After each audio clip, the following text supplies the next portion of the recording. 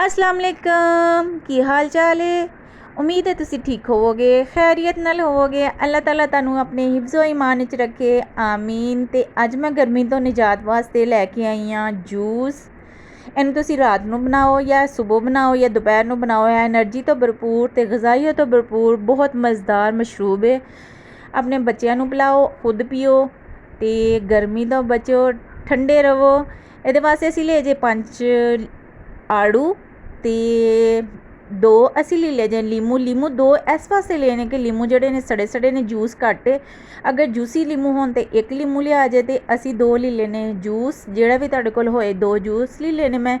ते बर्फ़ दे क्यूब्स लेने, काला नमक लिया ते चीनी लईए। हुण असी आड़ू कट्टांगे, थोड़ा सारा पानी पावांगे ते बर्फ़ पावांगे ते चीनी पा के असी इहदा बनान लगे आं पल्प। पल्प तैयार हो जाएगा तो फिर असी इनू मिक्स करने। साड़ा पल्प तैयार हो गया है। असी इहदे विच 1 नींबू जिहड़ा स्विस करांगे ते फिर असी जग विच इहदा शरबत बनावांगे।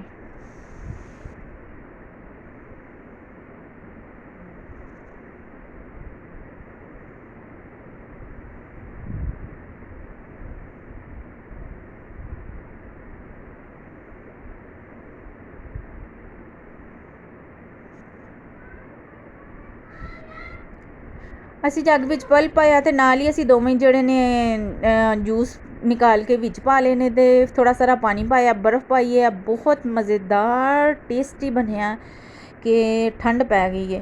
तुसी भी बनाओ, अपने बच्चों नू पिलाओ ते दुआवां याद रखो, अपनी फैमिली का ख्याल रखो ते साडे चैनल नू सबसक्राइब करो, कमेंट सैक्शन विच कमेंट करो।